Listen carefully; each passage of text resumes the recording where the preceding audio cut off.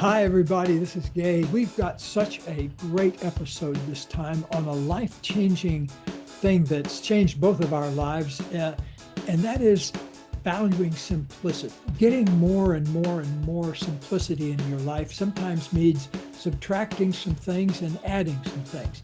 And in this episode, we explore different ways we've created simplicity in our lives and the benefits of that. Oh, his Rolls Royce and his fancy cars and lots of real estate. And the moment he decided to spend more time with socks and shirts and a particular type of sock that make him feel fun and simple and experiencing even more love. So Gay, like you said, he's got a really good multiplier strategy. I've got a simplicity strategy, and we are giving you a recipe book for valuing simplicity and creating more simplicity in your life so you can be happier and spend more time in your zone of genius.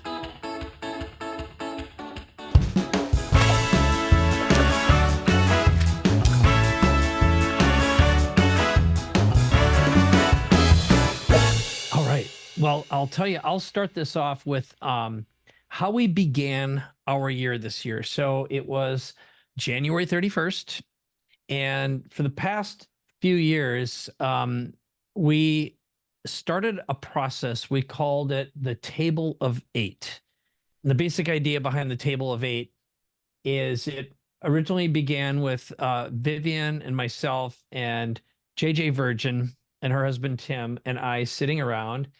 And I don't remember if I made this up or I heard it once, but the basic idea is imagine you took care of every family member you had and you had 1 week left to live. And you got to pick 8 people you wanted to be with during the last week of your life, and who would you choose?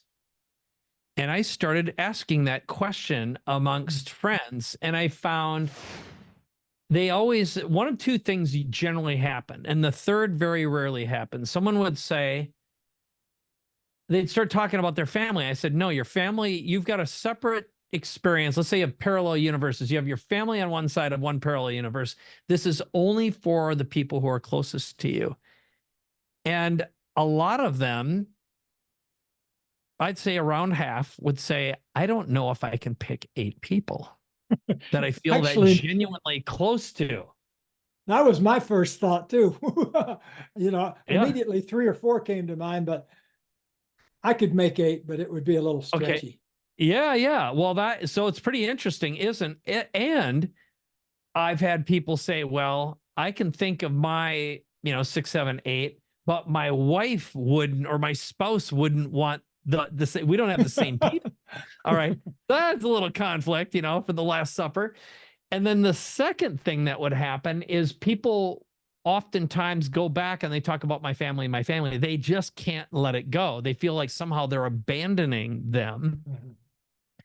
Mm-hmm. And so the way we celebrated this year, which started with us talking about that once, and then JJ is a really big party planner. She just can't help herself. And it's like JJ doesn't do anything small. It turns into this huge thing. And pretty soon, what started out as our Table of 8 New Year's party that was very intimate and close turned into like 75 or 80 people. And the last party we didn't attend. And she just about disowned us. It's like, how dare you not come to our party? And it's like, I never signed up for this.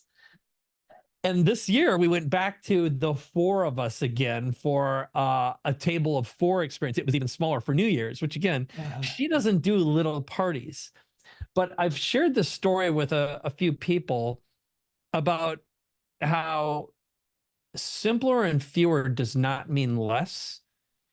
And simpler and fewer is actually so much deeper and more meaningful. And neither Vivian or I do shallow very well. So when I think about simplicity, it's not about a less experience. It's about deeper and more meaningful and more conscious.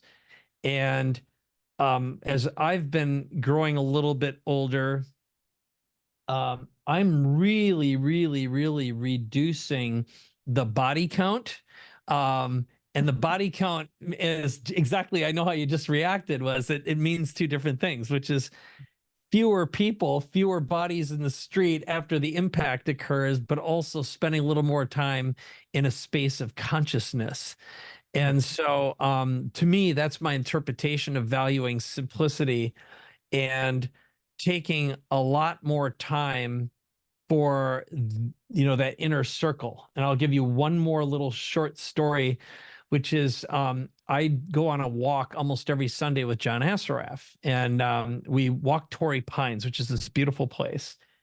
And he catches me off guard every time with this, and he goes, he'll say to me, and it'll usually be like January 3rd or 4th, we're out for a walk on our Sunday, and he'll say, well, you made the cut.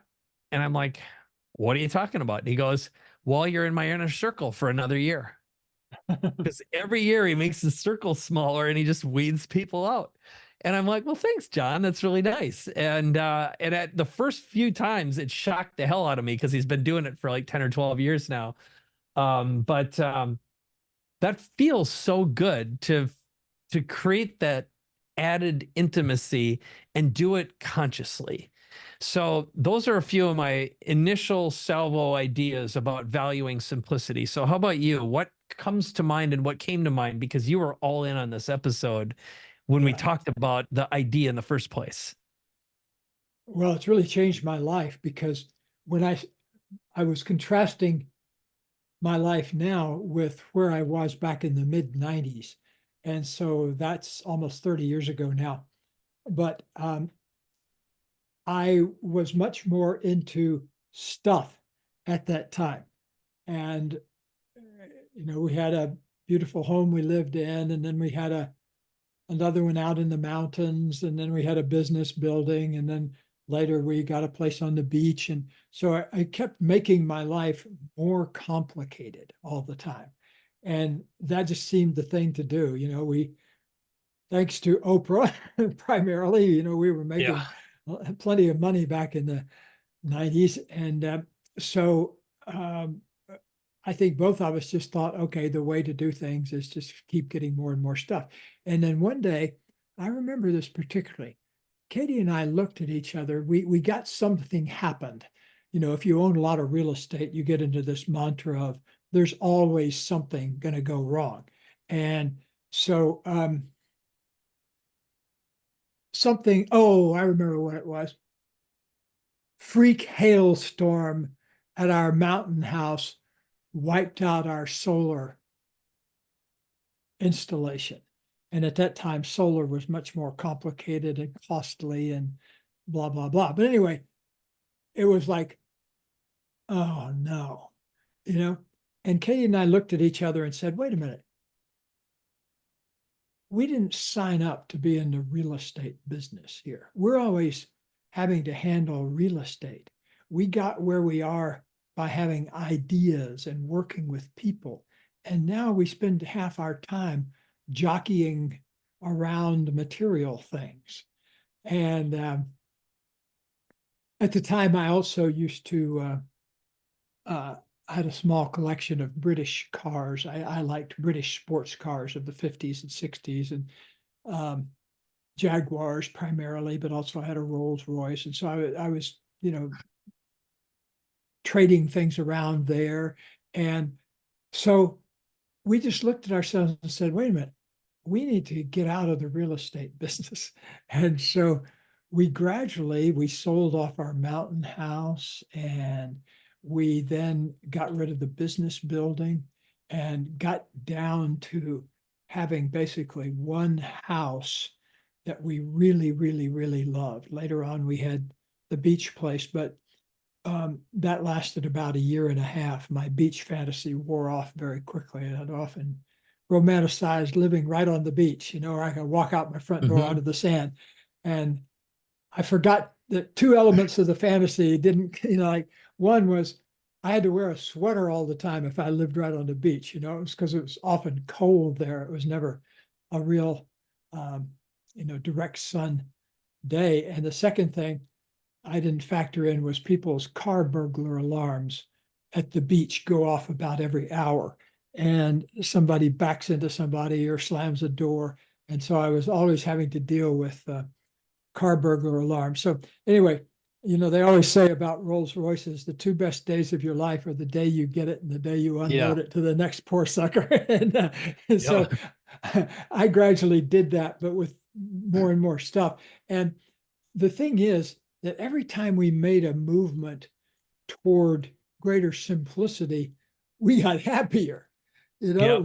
We got a bigger flow of that love and positive energy feeling that we both just thrive on in ourselves. And so we've gradually, we've moved over here. We moved 25 years ago over here to Ojai, and we found this particular house that we just love. That's perfect for us because uh, it started out with having 3 bedrooms, and we took the master bedroom, and then we turned the second bedroom into a kind of a studio library for when we're doing this kind of thing. And then we hit upon the idea of here's a great way to not have people drop in on us overnight. We filled up our 3rd bedroom with exercise equipment. So now when people call and say, "Hey, I'm coming through town. Can I love to spend the night with you guys?" We say, "Oh, we'd love to have you do it, but here's a good B&B." Love that.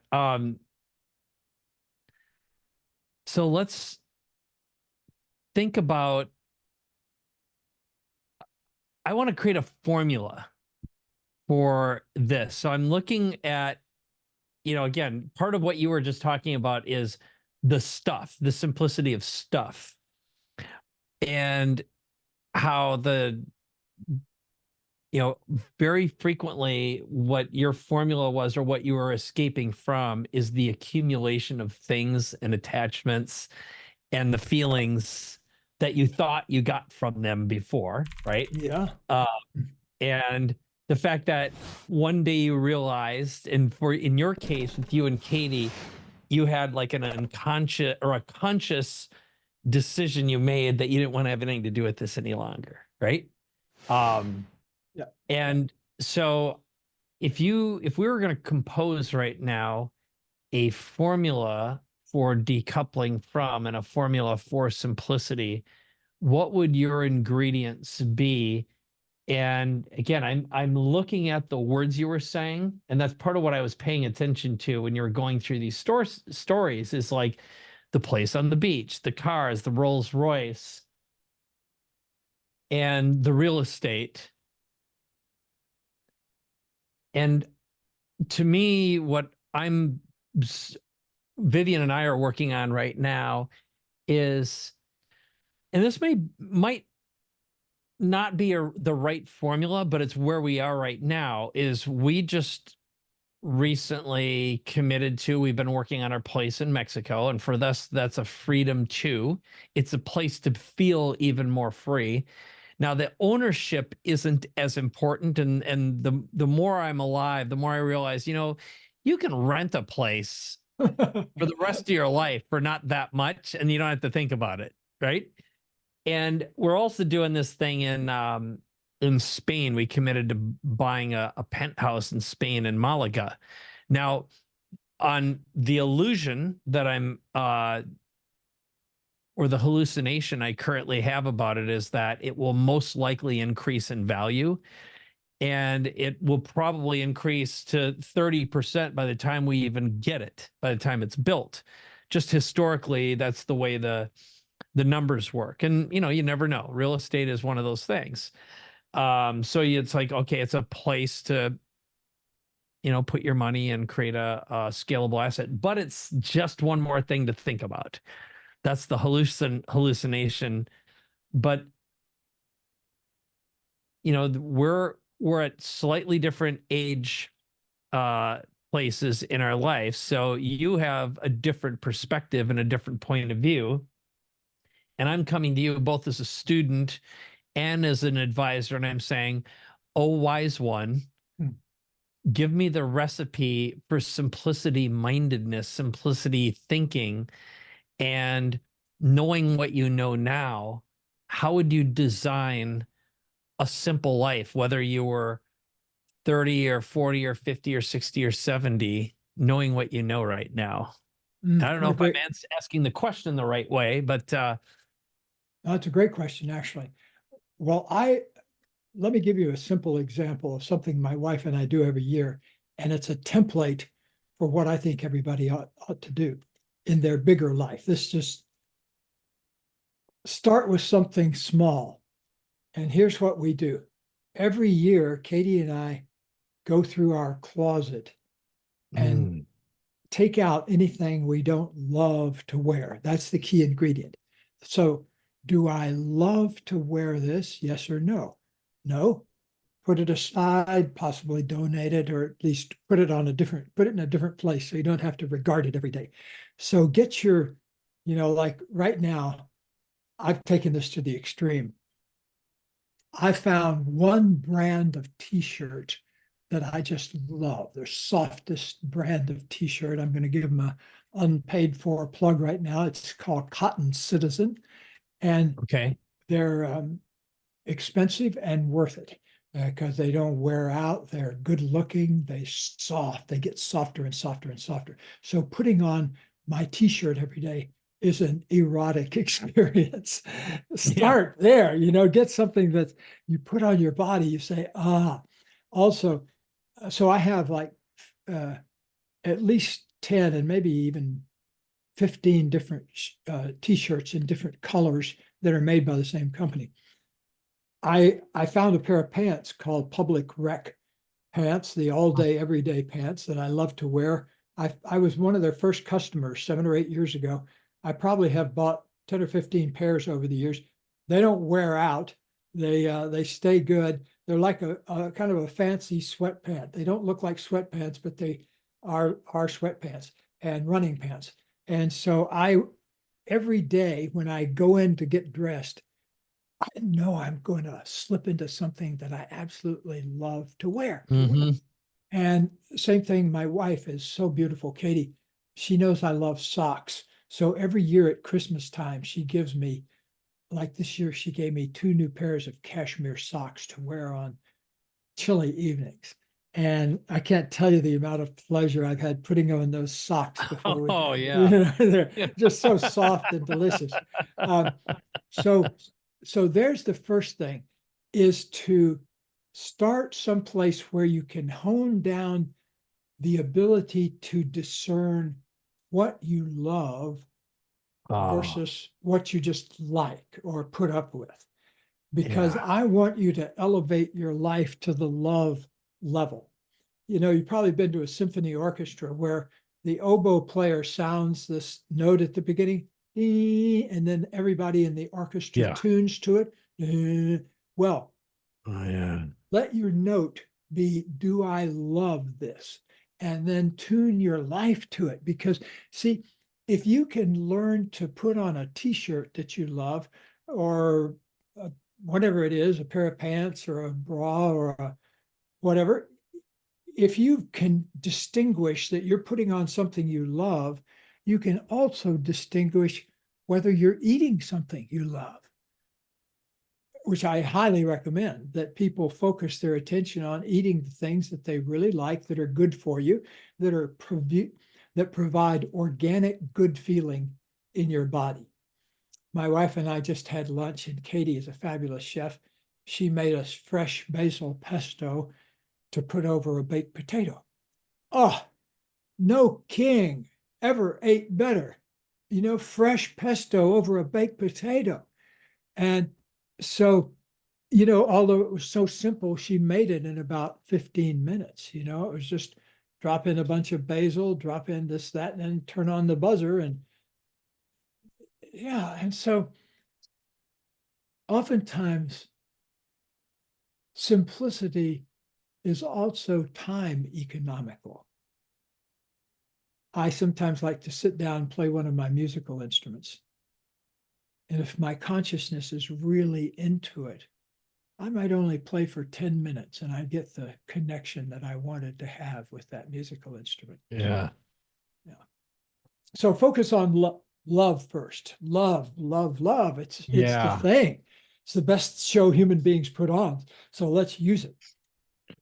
Well, when you were talking about this, so I'm going to tell you a little joke, because what I got out of that right now was how, tuning yourself into what you love, tuning your life to what you love. And for you, it starts out with putting something on that makes you feel good. And I'm with you on socks and also shirts. So I'm actually wearing a shirt today. I've been buying these wool t-shirts. Now, one nice thing about wool t-shirts are they're super thin.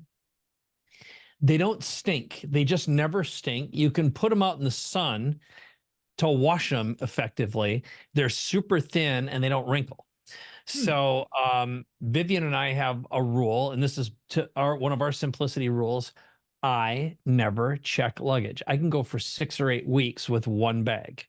Me And too. I have, yep, thin, small. And I always tell people, if you're a bag checker, you're on your own. Tough crap. I'm leaving as soon as we land and I'm going to the hotel and you can deal with that stuff. And if your stuff's lost, tough. I told you not to do it. All right.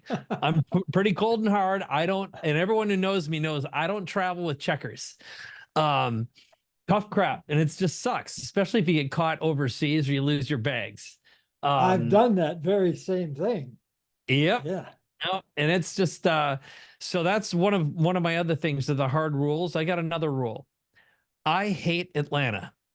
I hate the place, hate the airport, don't like the town. And I've gotten screwed there a month ago, not even a month ago. I got screwed there. So now I have a rule. If I have to go through Atlanta, the answer is no. My goal in life is to never be in that airport ever as long as I live. That's So I've great. created nice, hard little boxes that I don't violate. Another one of them, if I won't travel coach again as long as I live. I'm all done. I'd rather not go than be stuck next to an obese person. It's one of my rules. Okay. Because I've been pinched before and crookedy, and it'll be like I'll compromise myself. I've given up a seat, and then I wind up next to someone, and I'm just not going to do it. All right, but I was going to get to a funny thing. So feeling good all the time and picking clothes that way, I love that. But Steve Martin has a really funny joke. It's like I like to make people laugh, and I found a joke about what makes people laugh. Okay, I discovered that when I put a slice of bologna in each of my shoes, I feel funny.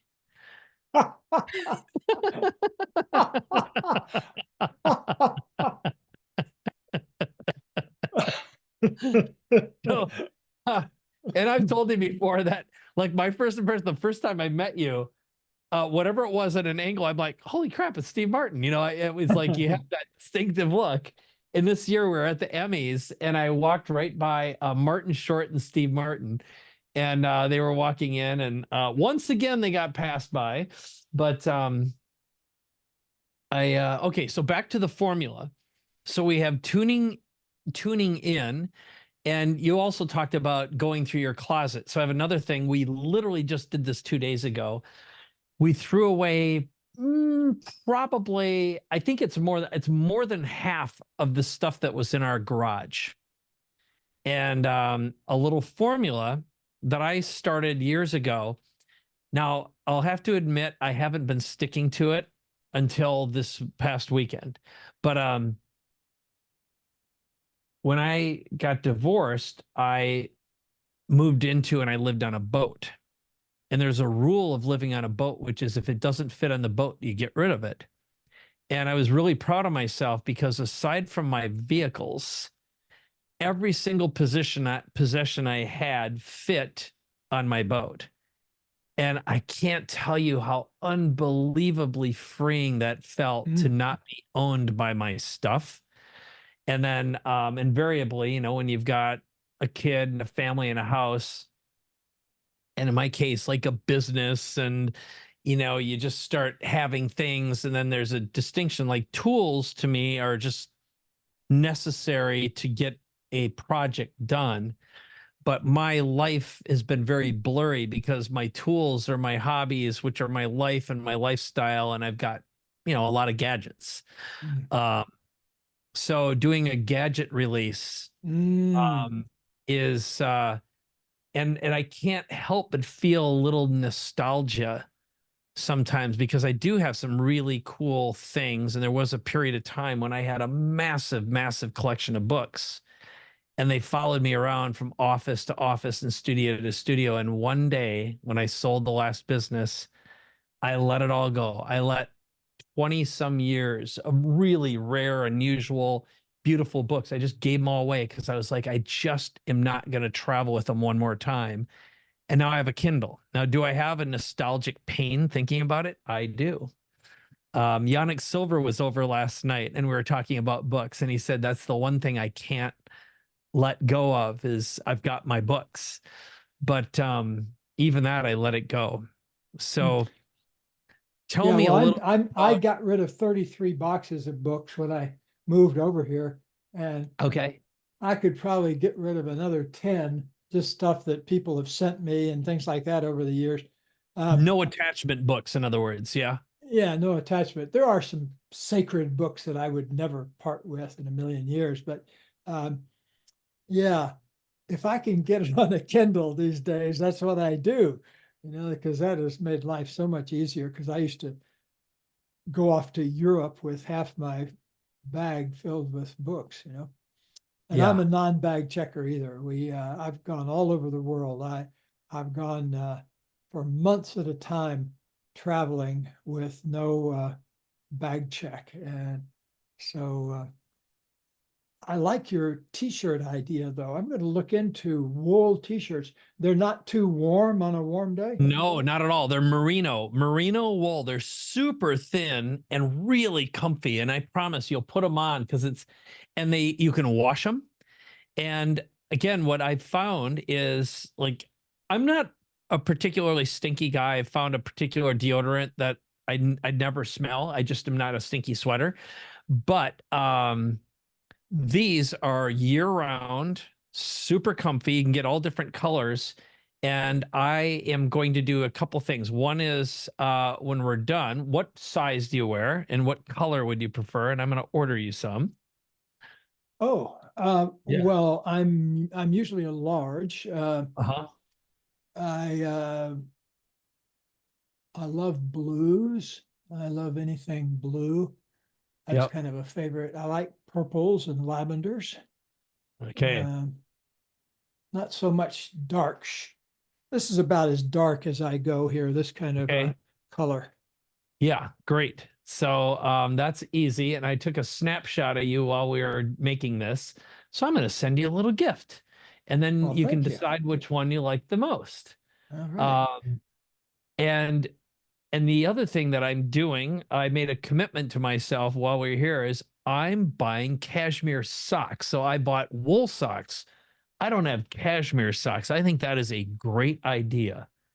Let me And even I'll, give you a brand. okay. Uh, yes. Oh my goodness, this is the moment where I wish Katie was here. They come from Wales. Okay. They're made in Wales by a company that's been making them for the last umpteen years, like hundreds of years. And Okay. they make the socks for the royal family and that kind of thing. They've got a All right. That particular can't be name. that hard to find. No, best Welsh cashmere socks. Yes. That is great. Broku Walker or Turnbull and Asser. No, I'll try to find them. I'll get Katie to remind me of they've got a particular name. Okay. Gosh, Not corgi socks or Pantherella. I'll find them. I'll find them. yeah, It might be, yeah, they're lunch corgi corgis, socks. Yep, corgis. I found them. Corgi socks. And Yeah, now everyone knows. So official shop. So I'm definitely I have a pair of blue and black horizontal striped ones that I love. I have a pair of kind of tartan plaid ones that I love, but they have all sorts of different styles. But uh, be I very love it. be very careful though about don't run them through the dryer. They need to be hand washed and kind of I know it. That That's typically with cashmere and wool, and that's one thing about these is I my wool t-shirts haven't been damaged, even though I know that they've been mistakenly put into the dryer. So well, so good. the principle here is um, I promise everybody we're not selling t-shirts here. No, not at all. We're valuing But simplicity we're and valuing finding these simplicity little things. Yeah. and we're selling love. The idea Yeah. that you could use love as a reference guide in your life, and doing what you love to do, wearing what you love to wear, living with somebody that you absolutely love to live with. Just before I came in here to record this, the last thing I said to Katie was, "Hey, by the way, you make me feel like the luckiest man on earth that I get to be married to you." Yeah. And, because I actually do. Every day I feel like I've been given the winning lottery ticket. Um, and that's the way I want everybody to feel. And it's got to start someplace, so just Yes. start with opening up a little more simplicity, opening up. Yeah, think of simplicity as growing the room for your genius. Hmm. That's the function of kind of clearing stuff out of your life, is so you have more room for your genius. And I'm always on the lookout. People that know me, or especially people that have been in business with me, one of my central questions always is, can we do this with fewer moving parts? Yeah. And that's a principle I live by, is the fewest moving parts in any situation. Less people to rely on, great. You it to me, it's a way of creating a space around myself, a space of ease and elegance around myself, elegance of experience, not just a fancy shirt, but the elegance of the moment, that you feel the actual quality of the vibrational element of the moment in your body as you're there. That's what allows you to sit with JJ and Tim, is you feel a vibrational kinship, a vibrational connection with Hmm. them. And that's a beautiful thing. Um, I'm still tussling with who my eight might be. I'm going to have to do some homework Yeah, on that'll be that. a good assignment. We could do a table of eight episode and why. And we don't have to necessarily mention names. I'm not afraid to mention names because the truth is sometimes you'll be like, well, someone just fell off the table of eight. There may be a reason why, or you have to give yourself permission to evolve. And sometimes people aren't evolving at the same pace. Yeah, And letting go the attachment of loyalty due to a lack of commitment to growth and evolution, um which to me is another way to value simplicity, is like simpler relationships. If there's a drudgery and a burden and a sense of yuck, and this is again back to me one of a fundamental Gay Hendricks principle is tuning into what your body says, and that helps me tune into simplicity. And I've got one comment with what you said about being committed to, can we do this with fewer moving parts? When I wrote the book Your Next Act, the framing that I got used to saying, and it became my fundamental pitch, which I did it for me, was I wanted to have a business I'd love for the rest of my life that was high net, low overhead, with the fewest moving parts and the fewest and dependence on fixed monthly overhead. So, an absolute source of misery in my life is when I wake up, and I've woken up in the past and I said, I feel like a mule. That is the absolute opposite. yeah. So, and if I ask myself, why do I feel like a mule? It's because I have a whole bunch of have tos and not enough want tos in my life. Mhm. And if there's been a real source of pain and misery, it's when I feel like I don't have freedom, and I feel like an animal, Mhm. and it comes from that. It's like dependence I didn't agree to have. Yeah. Yep. Well, I tell the story in The Big Leap of the day I had an epiphany back in the 90s where I came in from doing 19 workshops in 21 days or something and Yeah, made a lot of money. But then I came in and I found I was going to have to borrow money from myself to pay my taxes. That yeah. just was a day where I said, I'm doing something very wrong here, Yeah. and yeah. So Yeah, I mean, we, you wake up and you go, it's time to self-immolate. I'm gonna start myself on fire. F this crap. Yeah. Where's the yeah, kerosene? yeah. Oh boy. Well, let's wrap this up by Yeah. I think it starts inside by making a deal with yourself that you want to create more room for your genius Hmm. by eliminating things that are in the way of that. So to Yeah. keep it kind of, it's not just simplifying, it's making more room for your true Yeah. being who you Yeah. are. Um, Yeah. it's a big commitment though, because the world wants you to have more stuff. I just went through a process of cleaning out my stuff I thought someday I might use drawer, which was this huge. I threw away probably 2/3 of the stuff, and it was a big box, a big, heavy box. But there was stuff I thought I'd use someday, and I never used it. Yeah. And yeah, so That beware of that way of thinking. I have one tiny box story that'll take 30 seconds. So here's what I used to do. I haven't done it in a long time because I haven't really had to. But when I accumulated some stuff, I'd put it in a box and I'd put tape on it. And I made a deal with myself that if I didn't look inside it for 6 months or more, I'd just pick it up and throw it away. That's great. That's a good discipline. Yeah.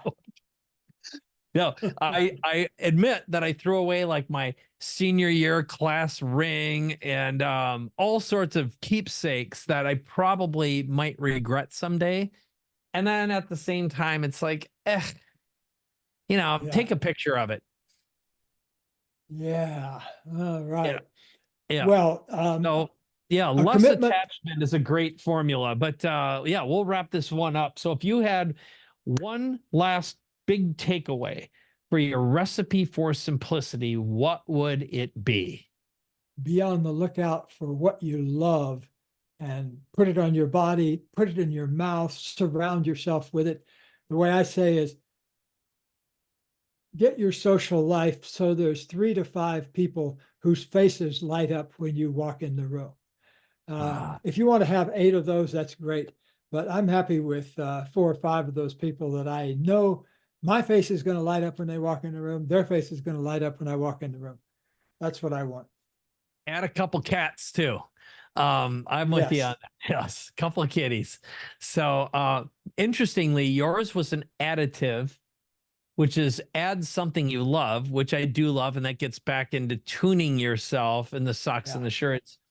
Mine was subtractive, which was it's elimination. It's so interesting where your brain went, Yeah. and I think there's great room for both. So we can, I think, officially end this. But what I'd ask you is in the comments, if you're watching this on YouTube, tell Gay and I what you are going to add, eliminate, or what you're going to do to increase your simplicity in your life, or leave it in the comments and feedback and Apple Podcasts as well. That's a great way to leave a few stars. And if you know someone who needs to simplify their life or make it better by multiplying it, like Gay talked about, adding some more love, share this episode with them, please. So, Gay, final words yours.